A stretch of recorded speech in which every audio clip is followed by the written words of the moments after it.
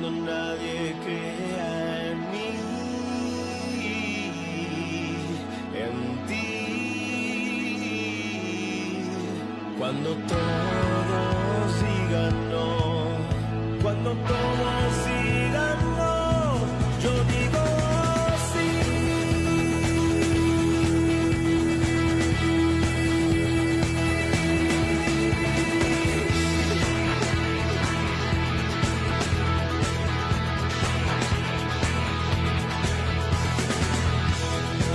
todo se vuelve contra ti, a veces todo siempre sale mal, a veces la violencia y el dolor nos rodean sin cesar,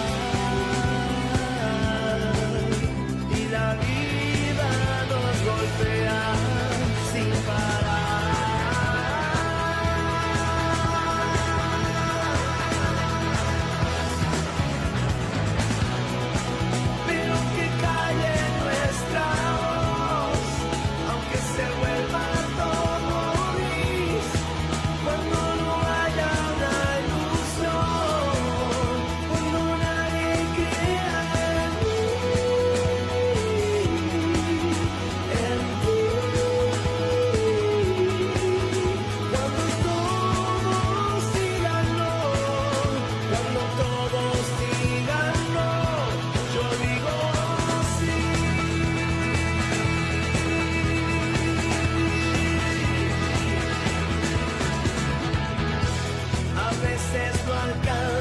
Para vivir, a veces creemos en que nos traicionará, a veces el mundo gira en contra de donde queremos girar,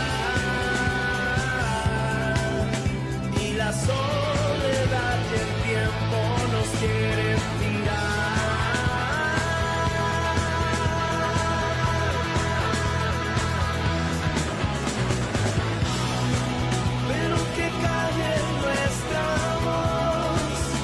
Que se vuelva todo gris, cuando no haya una ilusión, cuando nadie crea en ti, cuando todos digan no, cuando todos digan no, yo digo sí.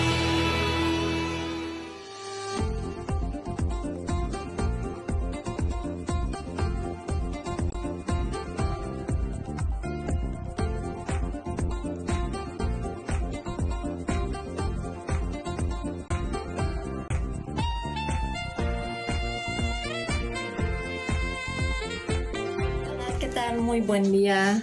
Estamos aquí transmitiendo en vivo en Somos Live con el licenciado Quetzalcóatl Luna y con el licenciado José Ferreira. Él es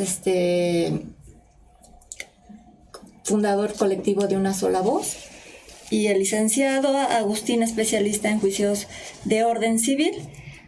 Hoy vamos a trabajar lo que viene siendo el tema, ¿qué es la interdicción? Como primera pregunta, licenciado, ¿qué es el estado de interdicción?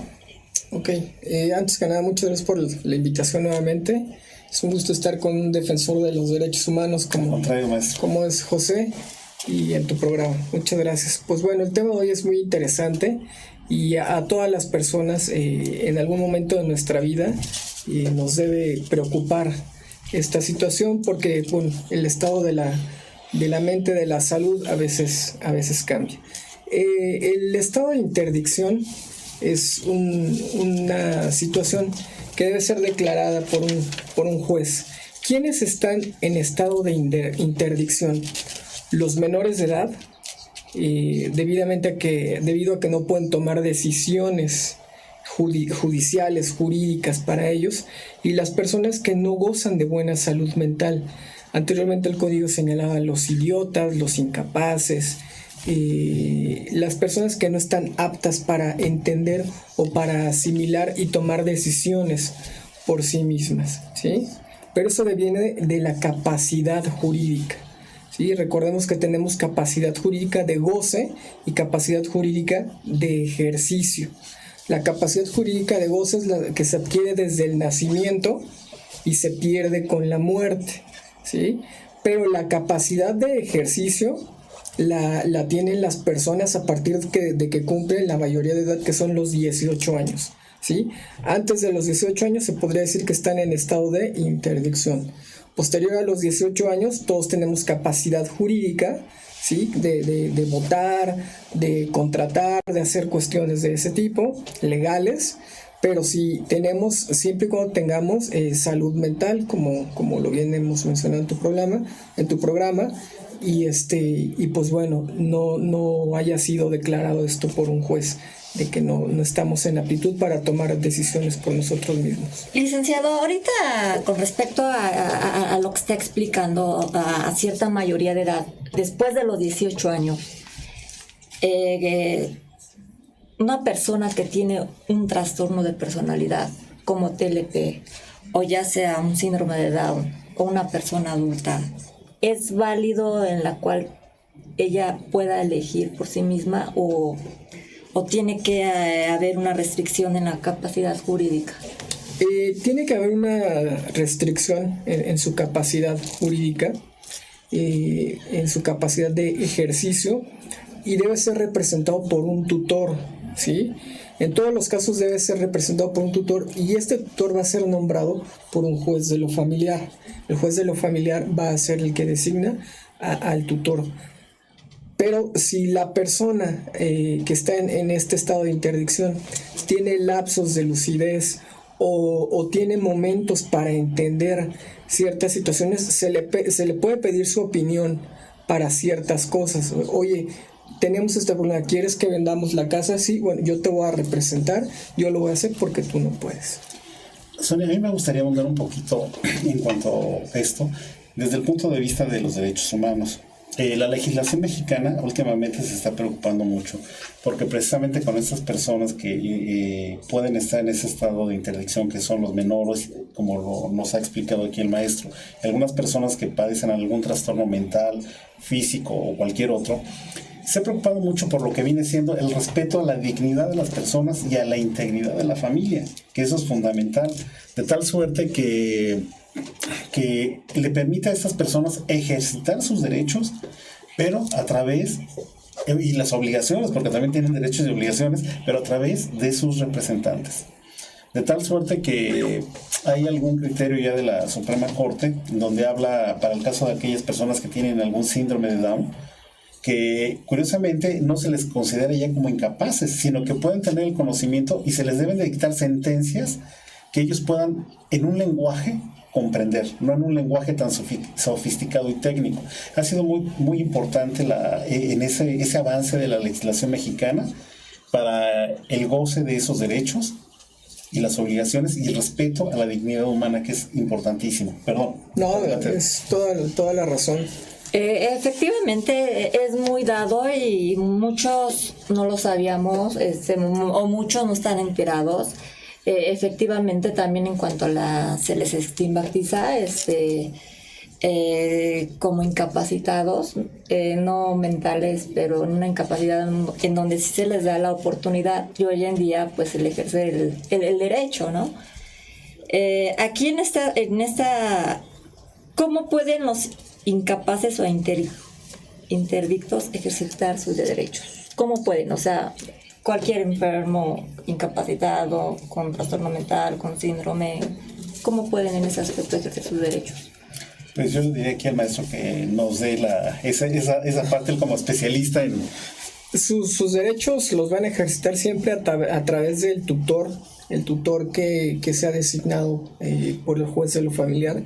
Recordemos que se tiene que llevar un juicio de interdicción para decretar o declarar a esta persona que se encuentra en ese estado. ¿Quién inicia el juicio? Pues bueno, los mismos familiares, el entorno familiar de la persona, y si la persona no tiene familiares, pues bueno, el Estado lo hará en su representación y será su representante para que esté en estado de interdicción, pero sus derechos los va a hacer valer a través de su representante, a través de su tutor.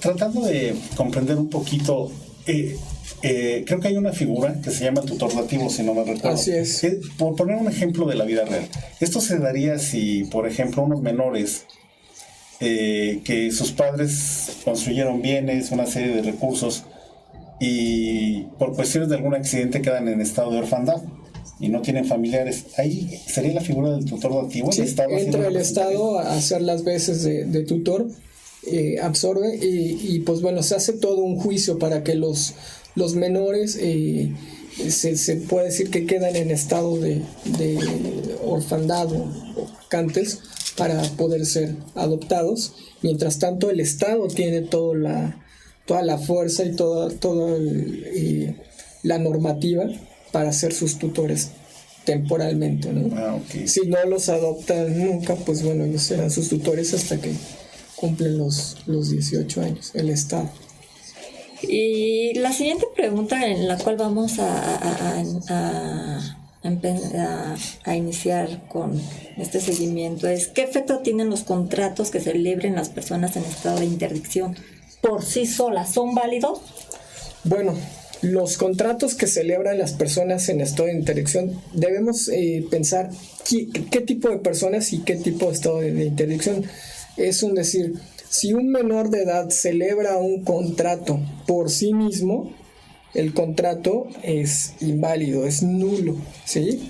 Ahora bien, si es un menor de edad mayor de 16 años y lo hace a través de un representante, pues bueno, no tiene problema. Si es un menor de edad, menor de 16 años, no se le pide su opinión. Si tiene más de 16 años, se le pide su opinión, pero tiene que ser a través de un representante. Pero si lo hace por sí mismo, el contrato va a ser totalmente nulo. Aunque hay una salvedad. Si un menor de edad falsifica certificados o falsifica documentos y se hace pasar por mayor de edad, de ninguna manera va a ser nulo. El contrato surte sus efectos plenamente. Es decir, tengo 16 años, pero para contratar falsifico mi acta de nacimiento y digo que tengo 18 años y estoy contratando. Ese contrato, aunque se sepa que él es menor de edad, va a surtir todos sus efectos, porque él con todo el dolo está haciendo que el otro contratante incurra en el error, ¿sí? Entonces, así es, pero... Este me lleva a recordar los casos prácticos, ¿no? Que en la Ley Federal de Trabajo decía que para poder emplearte, siendo menor de 16 años o teniendo 16 años, tus padres deberían dar el consentimiento, que actúan como sus representantes, ¿verdad? Y asimismo, algunos menores, para poder emplearse, entraban en el caso que usted ahorita nos explica, que falsificaban un acta de nacimiento cuando se podía, o mentían para poder emplearse. Entonces, de esa forma también ya incurrían en las obligaciones de un adulto, como si fueran un adulto, ya no un interdicto. Es correcto. Y perdón que les arrebate la palabra, aquí hay algo muy importante. Aquí entra lo que se llama responsabilidad civil aquiliana. ¿Qué es la responsabilidad civil aquiliana? Es siempre cuando los tutores van a responder por los daños que causen sus tutelados. En este caso, si un menor contrata, además de que él es responsable, también el tutor puede ser responsable, ¿sí? De todos los daños que llegue a causar. Okay. Una duda. Aquí en este aspecto, la persona, vamos a suponer, que tiene un trastorno o tal vez una persona que tiene o padece síndrome de Down, o tal vez un adulto mayor, vamos a suponer que sí tiene cierta capacidad, ¿hay alguna responsabilidad hacia el tutor en la cual él pueda entrar en defensa propia? Exigir sus derechos contra el tutor. o sea, que el tutelado le pida algo al tutor, pero no entendí bien la pregunta. Muchas de las veces, ya sea que hay mucha restricción entre la familia cuando hay un trastorno o cuando es un síndrome de Down, y se le cataloga como enfermo. Es que tú no lo puedes hacer porque... tomándote la palabra, creo que logré entender. A mí me tocó ver un caso donde una persona en estado de interdicción, ella no quería que lo representara su tía. No sé si te refieres a eso, que se opone a la persona que lo está representando, porque él se siente agraviado, porque dice no... Se siente con la capacidad. Sí, se siente con la capacidad posiblemente, y además como que no se siente representado en sus intereses. Y él argumentaba que pues él quería que lo representara otra persona o representarse a sí mismo. Creo que la pregunta, si es que entendimos bien, va en el sentido si se pudiese cambiar esa situación jurídica. Sí, puede cambiar de tutor, sí, sin problema. Y para ello hay un curador. Sí, el curador, la figura del curador existe para efecto de verificar que el tutor esté realizando correctamente sus funciones, que esté tutelando correctamente a la persona, en este caso a la persona de síndrome de Down, que esté haciéndolo bien, que rinda cuentas y también que esté conforme. E insisto, si es mayor de edad la persona con Down, o si es mayor de 16 años, o bien si tiene lapsos de entendimiento, se le pide su opinión. ¿Te sientes conforme con este tutor? ¿Quieres cambiar de tutor? ¿Quién te gustaría que fuera tu tutor? Por supuesto que se puede hacer. ¿Y va a fungir el mismo papel que el curador, al igual que... No, el curador vigila al tutor y el tutor vigila al tutelado. Interesante. Sí, claro, muy interesante, porque se vive mucho esto, en la cual la propia familia les quita los derechos. Sí, es usual. Y se sienten acorralados, se sienten opresos. Entonces, y yo creo que no nada más en esa situación. En el aspecto de género, en cuanto a... No sé si también entra aquí lo que viene siendo la homosexualidad, ¿no? No. En donde... O ¿qué tanto tiene que ver ahí? Donde también se le restringe. No, son cosas completamente diferentes, pero este es tu terreno de derechos humanos. En la parte de los derechos humanos, ya tiene tutelados a todas las personas, no importa su condición, género, raza. Básicamente se refiere a lo que vuestro programa está enfocado, a la salud mental, a la higiene mental. Nos explicaba el maestro que finalmente una persona que tiene una incapacidad puede ser física, por ejemplo, que no pueda hablar, que por algunas razones que no pueda hablar ni que se pueda comunicar. Antes creo que en la legislación civil se hablaba de los sordomudos. Así es. Pero ya el sordomudo hoy en día utiliza el lenguaje braille, el lenguaje de señas, que quizá en aquel entonces cuando se legisló no existían esos medios. Entonces ya un sordomudo ya puede comunicarse, inclusive ya hasta pueden hacer carreras. Entonces ya no está en ese estado prácticamente. Pero hay unas personas que pierden su estado de movilidad y conciencia y tienen que tomar decisiones por razones médicas. Inclusive vas caminando, tienes un accidente y vamos a usar la expresión que queda discapacitado totalmente, como si fuese un vegetal. A veces así utilizan. Esas personas tienen derechos humanos. Entonces aquí no es cuestión de género, raza o condición, sino básicamente es el estado físico, emocional, de inteligencia. Yo creo que, por ejemplo, no sé si nos pudiera abundar aquí el maestro en relación a aquellas personas que tienen un trastorno mental. Me da risa ahorita porque me estaba acordando de que en la época de oro del cine nacional pasaban muchas películas donde decían tenemos que declarar loco a cierta persona para quitarle su fortuna. Era muy dado a ese tipo de tramas en esa. Todos alguna vez lo vimos, ¿no? Escuela de vagabundos y... Exactamente. Entonces, en ese sentido, ¿qué condiciones no tendría que haber? No sé, aquí el maestro nos abunde sobre eso, para que sí se pueda declarar el estado de interdicción, un juez, ¿no? Pues bueno, anteriormente el código, anterior a los derechos humanos, o a que estuvieran tan en boga los derechos humanos, el código civil establecía, todavía en algunos apartados, que pueden estar en estado de interdicción las personas que sean textual, como lo señala, idiotas, imbéciles, demás. Entonces, pues bueno, hoy en día, lo platicábamos hace un momento, vas manejando y le gritas a una persona, oye, idiota, imbécil, ¿no? Entonces todos estaríamos tal vez en estado de interdicción, ¿no? Esto tiene que ser declarado por un juez de lo familiar, insisto. Si no está declarado por el juez de lo familiar el estado de interdicción, no existe. Una persona que está, como mencionaban, en estado de vegetativo, los familiares deben, con la correcta pericial médica, llevarla ante el juzgado, abrir el juicio, el expediente y demás, y señalar que no puede tomar decisiones por sí mismo, que está en estado de interdicción, y la familia asume el papel de tutor, ¿no? Esto para respetar siempre los derechos del tutelado. Ahorita que estamos hablando del adulto mayor, aquí ¿qué pasa? ¿Qué puede hacer el adulto a veces cuando se encuentra en manos de entre la familia? Que nadie hace nada por el adulto, pero no falta quien llegue a tomar las decisiones, no tiene la capacidad de defenderse.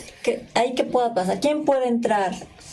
Bueno, tenemos el Sistema Integral de Desarrollo para la Familia, que es el DIF, y pues bueno, ahí podría entrar el DIF, los trabajadores sociales, para verificar que efectivamente los familiares del adulto mayor le estén dando el trato correspondiente y hayan, si es necesario, hayan iniciado el juicio de interdicción. Si no, el DIF entra y el DIF hace todas las gestiones, e incluso en algunos casos el DIF retira del sitio al adulto mayor y hace las veces de tutor, ¿no? Claro, esto otra vez, insisto, de un juicio. En ese sentido, lo que pasa es que el DIF, como nos explica, tiene un sistema de denuncias. Entonces, un vecino o un familiar puede denunciar ante el DIF el maltrato al adulto mayor. Aquí es donde los derechos humanos empezaron a florecer, porque sí estaban en un estado totalmente de abandono y todavía hay muchos vacíos. Pero hoy cualquier persona que sepa de un maltrato puede denunciar. Lo que pasa es que no tenemos esa cultura y los vecinos les da miedo. A mí me han llegado mensajes donde me dicen, oiga, ¿cómo puedo proteger a un niño que yo sé que lo golpean, pero yo no quiero tener ningún problema con mi vecino? Entonces, pues lo canalizamos para que denuncien en el DIF empieza a hacer una serie de investigaciones, llegan a preguntar con una serie de trabajadores sociales, y si ellos consideran el momento, porque ellos no son autoridad, entonces piden la intervención del Ministerio Público, de alguna autoridad competente. Entonces sí existe posibilidad, pero tenemos que decirles a las personas que denuncien ese tipo de abusos. Ahorita voy a hacer un comentario que entra nuevamente dentro de esto. Es muy difícil como familia, como sociedad, tal vez cuando la persona esté en un estado mental, pero tiene la capacidad, tiene la noción de lo que siente, lo que está viviendo, lo que está haciendo. Tal vez tenga ciertos límites en cuanto laborales, en cuanto a, no sé, vamos a suponer, no da un rendimiento por la misma capacidad mental, que no cubre todo lo que debe de ser. Pero cuando se le llega a hostigar en un acoso sexual a una mujer, vamos a suponer, hay un acosador que se llama Juan Ramón Galván, que a una persona que también es licenciada se le llegó a acosar. En este caso, ¿qué procede? Él es de Baja California. Trata de amedrentar. Creo que no es material. No es o sea, la persona de la que estás hablando, la que acosa, es una persona que está en un estado mental y no se puede defender o algo así. Sí se puede defender, entonces, pero está recibiendo el acoso. Pero no es tema de la interdicción. No, pero está siendo acosada. Yo lo estoy diciendo porque en estos momentos pues estoy recibiendo. Ok, pero si quiere, al final se le podría contestar un poquito a la persona en relación al acoso. Efectivamente. Sí, porque ese es un tema que va derivado del acoso sexual. Sí, pero en la cual pues también vemos que también tiene sus derechos, ¿no? Efectivamente, de tomar decisiones propias. Vamos con la siguiente pregunta. Los menores de edad que presentan papeles falsos alterando su edad para hacer pasar, esto ya fue contestado con las mayores de edad. Bueno, ¿qué más podremos abarcar en este aspecto? Yo le tengo una pregunta al maestro. Sería, ¿quiénes pueden ser curadores y tutores? Porque esa sería muy interesante, ¿no? Claro. Porque ya el juez familiar se hace el juicio, pero nos asalta la duda, ¿no? ¿Quiénes podrán ser específicamente, ¿no? Padres, madres, abuelos, tíos, cónyuges, no sé, perdón. Para empezar, tiene que ser una persona mayor de edad, con buena reputación, en goce de su ejercicio civil, de todos los derechos civiles, con capacidad, tanto económica como tiempo para poder supervisar a la persona a tutelar. En un núcleo familiar, si hay un menor o un mayor de edad con síndrome de Down y tiene 3 o tiene 4 hermanos, uno de los hermanos puede ser el tutor y el otro puede ser el curador sin ningún problema, siempre y cuando los otros hermanos estén en pleno goce y uso de sus facultades mentales y de sus derechos civiles y tengan las capacidades que acabo de mencionar. Entonces lo más importante es que sean mayores de edad y que te cumplan con estos requisitos, que tengan el tiempo, o bien definitivamente, como lo mencionaba, el gobierno a través del DIF puede ser también tutor o puede designar curadores a sus trabajadores sociales. En este caso, alguna vez vi por ahí personas morales sin fines de lucro, alguna asociación civil podría disputarse quizá la... Sí, sin problema. Okay. Siempre y cuando esa asociación sin fines de lucro se encuentre dedicada a perseguir, ejemplo, la protección de los derechos humanos, o bien sea APAC, o sea, alguna de esos tipos de fundaciones, por supuesto que pueden hacerlo, siempre y cuando tengan, insisto, la capacidad, las instalaciones o cualquier otro mecanismo como profesores o demás para atender las necesidades de la persona a tutelar. Ok. A mí tengo una pregunta que se relaciona a tu colectivo, el que tú manejas, el de TLP, que finalmente son personas afectadas por un tipo de trastorno. Uh-huh. No sé si el maestro nos puede ayudar, que él habrá visto en su experiencia, en su práctica, un perito para determinar la incapacidad. Por ejemplo, hablamos de unas personas que del trastorno limítrofe de personalidad, que a ciencia cierta, bueno, como yo no lo conozco, nos faltaría un médico, ¿verdad? Alguien, un especialista para que nos ayude en eso. Si es curable, no es curable, si es temporal o no es temporal, en ese sentido, ¿usted sabrá qué requisitos, por ejemplo, el perito tendrá que cubrir para poder hacer esa declaratoria de incapacidad? Por ejemplo, en el caso mental, ¿no? Que es el que más citaba las películas como las que mencionamos de Escuela de Vagabundos y todo eso. ¿Cómo se podrá determinar el perito de que esa persona sí es incapaz o no?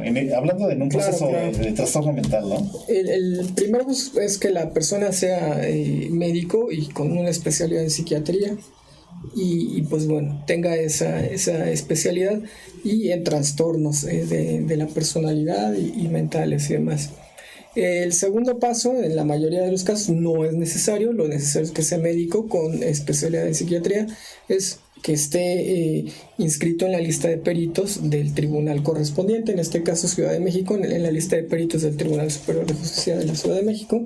Y pues bueno, ¿qué es lo que tiene que hacer? A través de ciertos test, de ciertos estudios, va a determinar si la persona que está respondiendo los test o que está respondiendo los estudios es una persona capaz, si tiene sobre todo el entendimiento para saber qué es los actos que está haciendo, ¿no? Que está desempeñando. Por ejemplo, si tiene la capacidad para saber qué es contratar, qué es vender, qué es en muchos casos después saben qué es matar, porque a veces a muchos pues bueno también se les hace muy fácil y no están conscientes de lo que están haciendo, ¿no?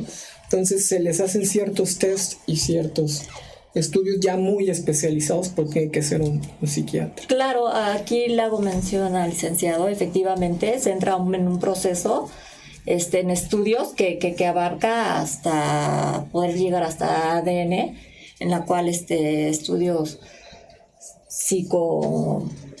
de psicoanálisis y efectivamente y hay un resultado realmente donde hay medicación, pero se reduce a través del trabajo terapéutico. Esto no significa que un TLP no tenga la capacidad, simplemente sí tiene una responsabilidad. ¿Cuál es? El mismo psiquiatra, el mismo psicólogo, en la cual le dice, no faltes a tus terapias, no faltes, porque obviamente tiene que haber un equilibrio en la cual hay un control emocional, en la cual no vamos a decir que es curable ni nada, pero sí hay un avance, pero siempre también ponga de su parte, porque no se les puede catalogar como locos, o sea, realmente no.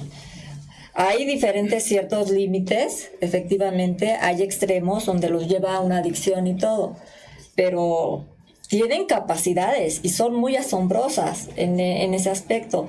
Entonces, pero sí deben de estar bajo también donde hay un tutor, donde también tienen sus derechos en un expediente, donde a veces tiene que entrar la familia si es necesario, pero a veces también se le respeta el expediente como paciente.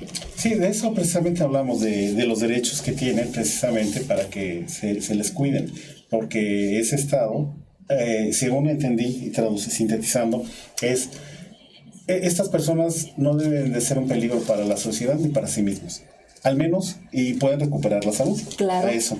Tengo otra pregunta que me llamó la atención. Alguna vez me tocó ver en un juicio ahí en mis andanzas, y aquí para el maestro, me tocó ver, desafortunadamente, cómo llevaban a una persona en camilla al juzgado. Y yo me quedé muy impresionado porque, naturalmente, dije, bueno, no hay un mecanismo donde el juez pueda salir con el fedatario, con el secretario de acuerdos o con alguien para ir al domicilio, o hay algún proceso especial, o no existe, no lo contempla nuestra legislación. Sí, por supuesto lo contempla, y no solamente en los juicios del orden familiar, sino también en los juicios del orden civil. Cuando las personas están sumamente enfermas, cuando por edad no pueden asistir al juzgado o por cualquier otra cuestión física, la ley los protege y establece que las pruebas que tengan ellos que desahogar o en las que tengan que intervenir serán realizadas en el lugar donde se encuentren, ya sea en el domicilio o en el hospital. ¿Esto qué quiere decir? Que el fedatario público, el secretario de acuerdos y el juez tienen que acudir al lugar donde se encuentra la persona al desahogo de la prueba. Regularmente se hace en las pruebas confesionales. Entonces el juez por sí solo puede ir, pero no tiene fe pública. Entonces tiene que ir con el secretario de acuerdos hasta el domicilio de la persona en compañía de los abogados de la persona que está enferma y de la contraria que está ofreciendo la prueba, y ahí se tiene que desahogar la prueba, ya sea en un hospital o insisto, ya sea en el domicilio.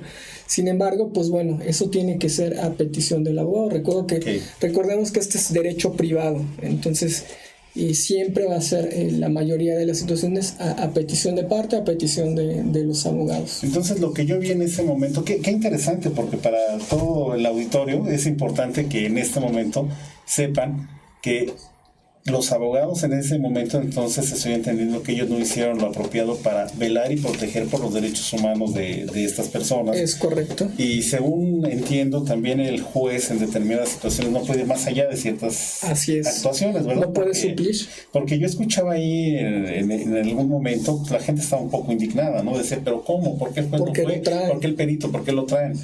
Y es un estado de interdicción muy fuerte, ¿no? Así es. Okay. Ahorita voy a hacer un caso muy importante que tuve que ver hace años. Como una persona quedó con secuelas, incapacitada, y la misma familia lo rechazó y lo llevó a un centro en donde realmente no tenía, pues, la atención como debía de ser. Y la misma, el mismo lugar lo quiso llevar a una institución del IMSS y el IMSS lo rechazó y lo volvió a regresar. Nadie ni la familia se quería hacer cargo de él. Que aquí, ¿quién tenía derecho o qué posibilidad tenía él en aquel entonces de tener un respaldo como ser humano? Porque nadie, no tenía a su cargo absolutamente nada. Aquí la institución de centro de rehabilitación, pues solamente lo tenía ahí, o sea, como un enfermo más, nada más. Pero sí la atención como debía de ser. Sanitarias y todo lo que abarca, porque la familia no lo quería.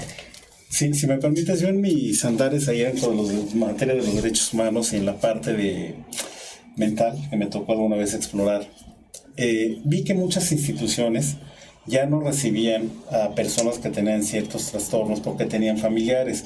¿Qué sucedía? Había mucho el abandono de personas.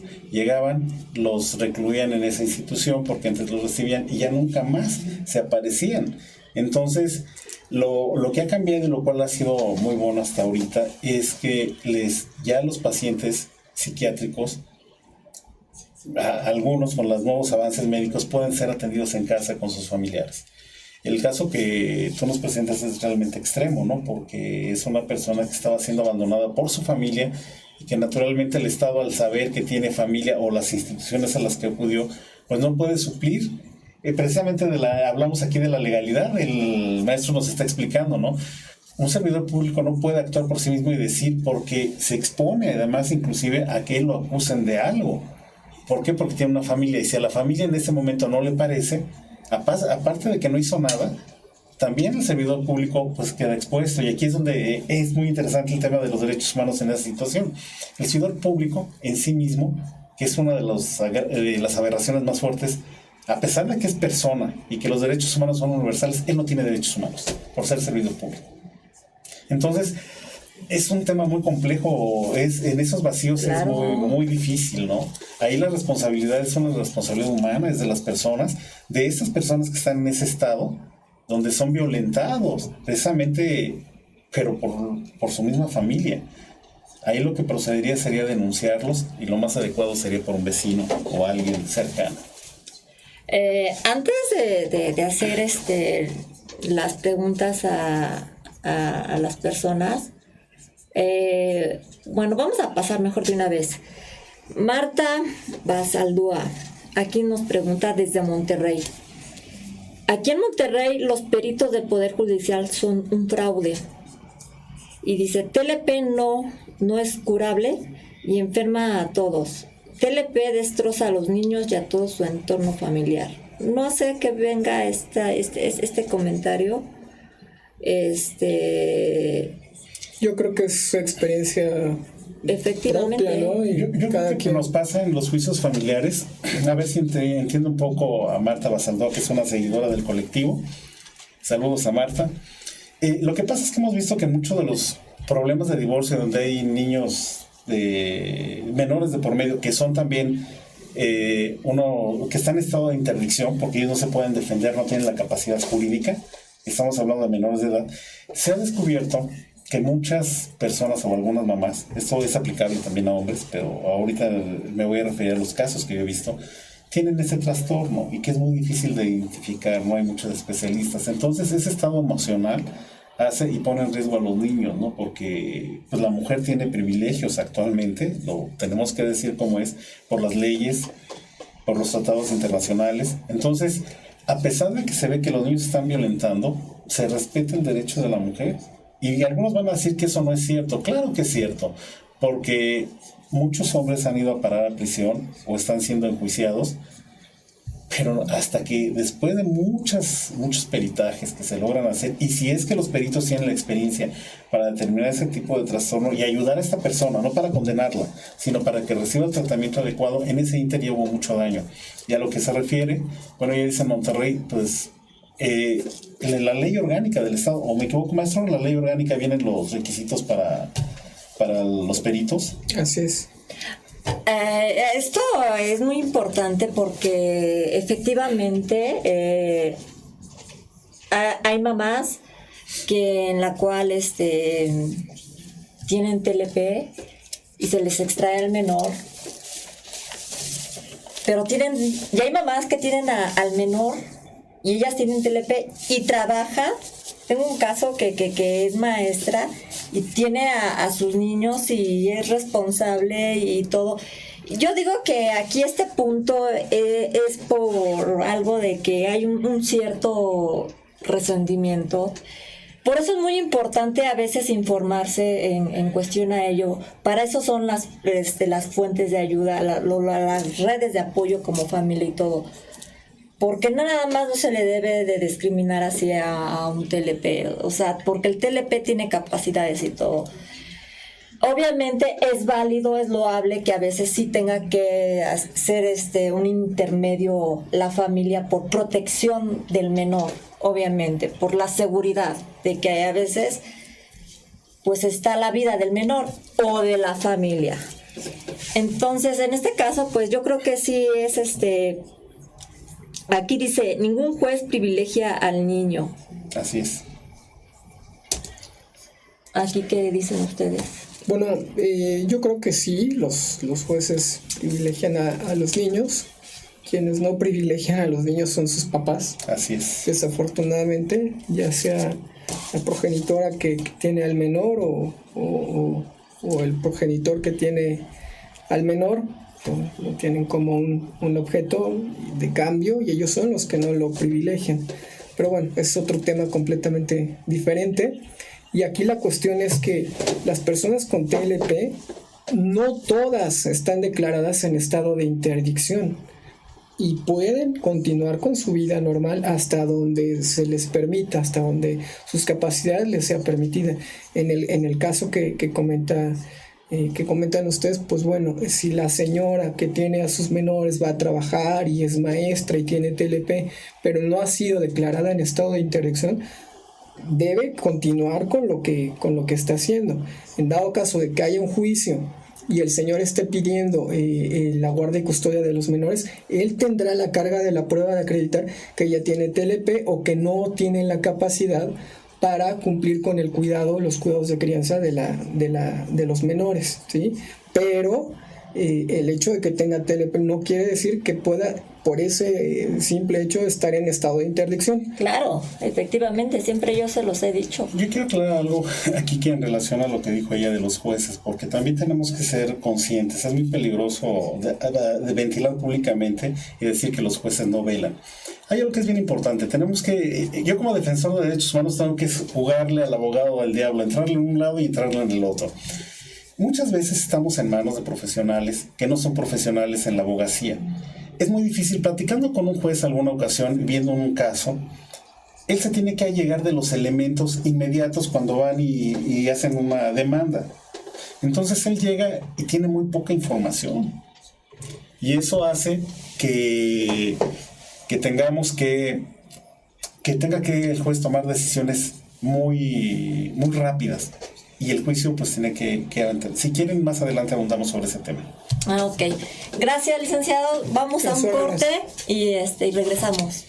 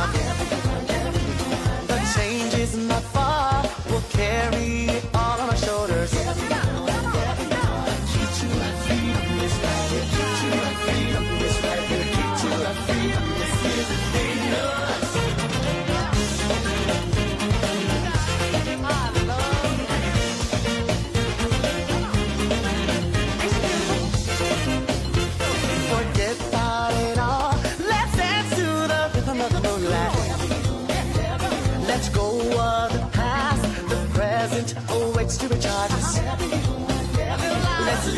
it behind. Return to the place we all came from. The future is new. The path of a happiness lasting.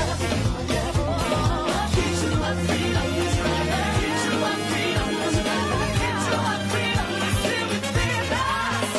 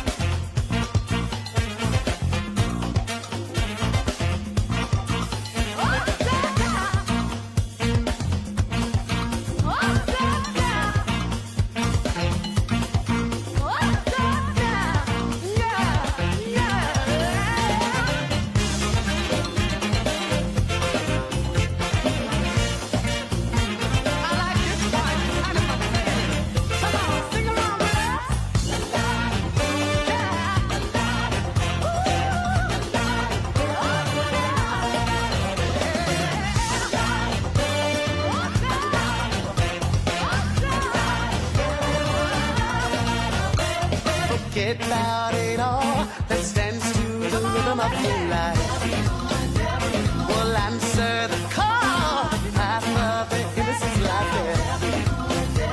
Let's leave it behind. Return to the place we all came from. The change is not far. We'll carry it all on our shoulders.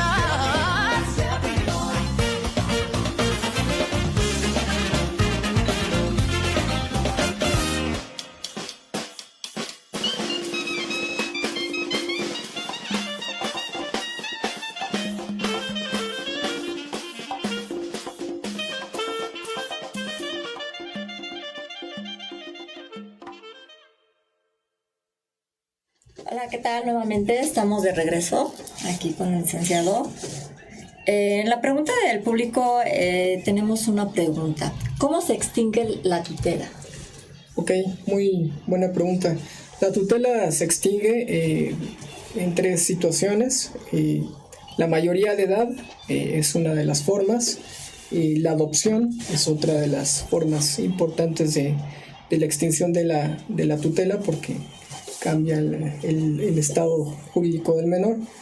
Y el tercero, pues bueno, y el más triste, con el fallecimiento del tutelado. Son las 3 formas de extinguir la tutela. ¿Y usted, licenciado?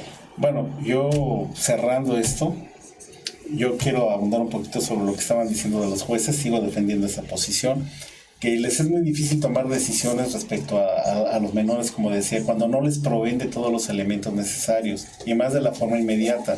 Es una de las situaciones más difíciles. E iba a decir esto, un juez me platicaba que el papá le decía: señor, es que ella me acusa de que yo siempre ando con mujeres y que me involucro con otras personas, y no es cierto. Y el juez le dijo: no le creo. Pues, ¿cómo? Mira, la señora viste muy bien, tiene muy buen trabajo. ¿Cuándo le creyó? Pues resulta que esta persona fue siguiendo al juez, y lo interceptó en el estacionamiento y le dijo: señor juez, es que esta persona está teniendo relaciones en este momento, seguro está en ese auto. Y el juez dijo: pero a ver, ¿cómo me contactó? ¿de qué juicio me está hablando? ¿Cómo está sucediendo? Hasta que lo ubicó. Entonces, es muy difícil también, imagínate, quien demanda poder precisar. Primero, los juzgadores, ni los abogados, los profesionales en derecho, no son psicólogos. No van a ver el estado de la salud mental de las personas que van a interponer demandas. Y sí hay muchas personas que de verdad necesitan ayuda terapéutica, y que ahí se solucionaría muchísimo antes de interponer una demanda. Pero es muy fácil para nosotros decir, el juez. Hay muy buenos jueces, como en toda profesión, hay buenos jueces, malos jueces, no sé, por poner un calificativo. Entonces, creo que tendremos que ser muy responsables cuando acusemos a alguna autoridad. Si verdaderamente está incurriendo en algo, acúsala, y con todo, y con pruebas. Pero no así por criterios emocionales, ¿no? Claro. Que eso tratamos de decir, es que me cayó mal y pienso que... Porque es como las campañas que se van a hacer mucho en contra de los hombres, ¿no? El que es feo es violador. Sí, claro. No. Perdón que antes de continuar, creo que hace un momento mencionaste algo muy, muy importante y se me hace un tema muy, muy bueno. Es, efectivamente, los jueces no tienen derechos humanos. Así es. Los jueces son juzgadores, ellos sí tienen que respetar los derechos de todos, pero no tienen un derecho humano. De un derecho humano, al contrario, ellos tienen responsabilidades. Así es. Responsabilidad civil, delitos, demás tienen un pie dentro del juzgado y otro dentro de la calle o en prisión, ¿no? Entonces sí es algo muy, muy importante. Voy a abundar, voy a abarcar ahorita dos opiniones de Marta. Dice, los niños tienen derechos privilegiados. Es una parte. Ana Claudia Rodríguez Ríos dice, gracias Ana Claudia, que siempre nos sigues. Dice, es muy importante el apoyo familiar y acudir a las personas indicadas para hacer una demanda. El TLP es duro, pero con el apoyo correcto se puede tener una estabilidad, es lo que le estábamos diciendo. Un TLP no se deja tampoco a la deriva. Desafortunadamente hay países donde no lo hay y bueno, ahorita estamos aquí precisando en lo que viene siendo en México. Pero con Marta, que hace este comentario de los derechos privilegiados, ¿con qué se refiere al menor? Bueno, yo creo que está refiriendo al interés superior del menor, a la ley de los derechos de los niños y de las niñas, a los tratados internacionales de los cuales México es parte y ha suscrito. Entonces sí, el menor sí tiene derechos privilegiados, efectivamente sí los tiene. En la teoría, en la práctica tendríamos que verlo. Los elementos, cómo detectar, como platicábamos, ¿no? En este conversatorio de alguna forma, cómo poder saber cuál papá es el que está menos enfermo, porque ya llegar a una pelea campal y imputarse un montón de cosas falsas, pues hay que estar mal de la cabeza, ¿no? Entonces, a ver, imagínate, juez, ¿cómo le digo? A ver, ¿quién está menos mal? Qué difícil ese trabajo, ¿no? Sí, claro que sí, y pues aquí el que dice cómo lo podríamos manejar, valga la redundancia, para este tema, porque yo creo que entra en duda mucho. Yo ahorita se los decía y no quiero que se quede así inconclusa. Ustedes, ¿qué le regalarían al público que no saben en sí, en general? ¿Qué abarca lo que es la interdicción? En general, ¿qué es un concepto, valga la redundancia, con exactitud para los que, porque estamos metiendo aquí a personas con síndrome de Down, personas adultas, personas con un trastorno, personas enfermas, incapaces? ¿Ustedes cómo se los harían saber? Yo, simplificadamente, si me lo permites, son las personas que no tienen la capacidad jurídica para tomar decisiones por sí mismas. Nada más. No, de hecho, yo lo que iba a decir era que el maestro se lo podría explicar bastante bien al público, porque es precisamente, suenan las palabras a veces en el lenguaje jurídico a las personas que de momento no estamos inmersas en ese medio, es cómo lo entendemos, ¿verdad? Entonces lo definió y lo sintetizó muy bien, pues aquella persona que no puede tomar decisiones por sí misma.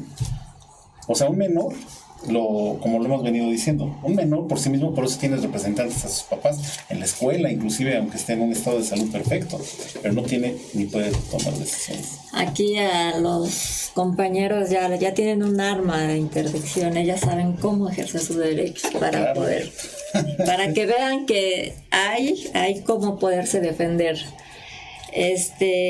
Vamos a mandar saludos a Sharon Villegas, Vicky Díaz, saludos a Quetzacual Luna Ruiz, Estela Gómez López, Montse Velázquez, Juan Carlos Esparza, Ayeli Rosas, buen amigo Juan Carlos, Wendy Cabalú, Carolina Cavazo, Marta, Jorge, Ana Claudia Rodríguez, como siempre nos sigue, y gracias por sus saludos, gracias por todos sus comentarios.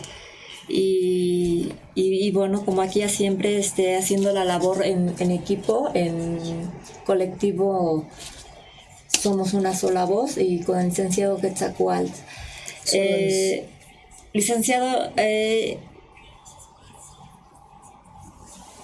aquí con respecto, saliendo un poquito de tema para poder concluir, aquí nos hace un comentario, aquí ya fuera del tema, durante el acoso. Una compañera sigue siendo acosada por el mismo acosador que llegó a... ¿Qué se hace en este aspecto? Que denuncie. No hay otra solución más que la denuncia. Así es. Él dice que no pasa nada, lo sigue haciendo. No, la policía cibernética, para eso tienen la policía informática, ellos tienen ahí, digo, no existe el concepto de policía informática, sí cibernética, pero si hacen la denuncia se van a encargar de rastrearlo en cualquier parte del mundo, pueden detectar en dónde está haciendo la fuente, como todo, y inclusive la denuncia puede traspasar fronteras, y hay acuerdos internacionales en ese sentido, por eso, como nos sugieres, denuncia. Sí, de hecho, en este caso se hizo... Y si está en Estados Unidos, las leyes allá en ese sentido penalizan fuertemente al acosador. Son más rigurosas. Muy rigurosas. Sí, efectivamente se está trabajando en ello. Tiene aproximadamente un mes en la cual hay una restricción y todo ello, pero sí a esta persona sí se le hostigó, ¿no? Y le hice el comentario y que proceda, o sea, de alguna manera, porque también es colega licenciada y todo ello. Si te parece, nos das los datos y lo comentamos en un ratito más, ¿no? Claro que sí, efectivamente. Okay. Siguiendo con este tema de la niñez, que tanto sobre todo porque es el estado de interdicción en el que están, y curiosamente nunca nos damos cuenta de que todos nuestros hijos, todos somos tutores, o sea, cuando de forma natural, nada más que pues no utilizamos esos términos, ¿no? Somos papá y mamá. Claro. Entonces, por eso a mí me gustó mucho la reflexión que hizo aquí el licenciado Quetzacual en relación a que los primeros responsables somos los padres. O sea, somos los primeros que violentamos esos derechos y esos privilegios, y luego a veces queremos que un juez nos los resuelva. Entonces, tenemos que ser muy conscientes, como tú decías, ¿qué les regalamos aparte de eso? Bueno, pues a la comunidad, a tu auditorio, que hagan una capacidad reflexiva y que empiecen a cuidar a sus niños en primer lugar. Y si tienen ellos un trastorno, que no les dé pena. En el Seguro Social le llaman higiene mental, y yo creo que la palabra, a mí me gusta el concepto, no sé, en tu opinión, la palabra higiene mental, porque tenemos higiene para los trastos, para las manos, para los muebles, y para la mente, ¿qué hacemos? Entonces hay que también limpiarla, ¿no? Y para eso a veces necesitamos la ayuda de un profesional. Entonces, acudir a ese tipo de situaciones. Y yo creo que se resolverían cientos, y si no es que miles de problemas, y que nos ayuden a tener una mejor calidad de vida, ¿no? Muchos dicen que la terapia ya es parte de la canasta básica, ¿no? Sí, claro. Claro, efectivamente, yo les he dicho que a veces sin una terapia, sin una salud mental, sin una higiene mental, muchas de las veces no hay una capacidad para poder sobrevivir laboralmente, tener condiciones. Hay que estar divididos en ese aspecto, en la vida, ¿verdad? Si no hacemos, yo tengo una frase, nadie va a hacer nada que no hagamos por nosotros mismos. Nosotros mismos debemos de hacer, así como papás, iniciar un proceso, así como un TLP, también hacerse responsable y todo ello. Y bueno, Algo más que podamos Pues abarcar agradecerte antes. solamente la constante invitación que nos haces nuevamente de nuestra parte del colectivo, pues agradecerte este espacio donde podemos hablar siempre de derechos de niños, de adultos mayores, bueno, abarcando muchos derechos en el campo de los derechos humanos de la niñez y la familia, no solo adultos mayores como aquellas personas que no pueden hacer.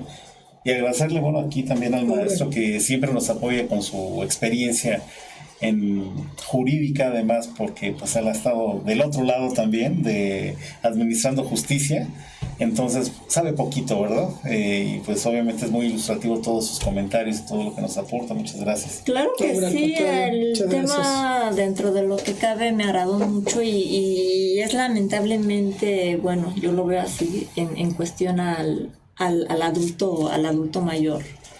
Entonces, bueno, entonces aquí ya hay más responsables, ¿no? En cuanto a los hijos. Pues muchas gracias por la invitación y espero que les haya sido de utilidad a todos.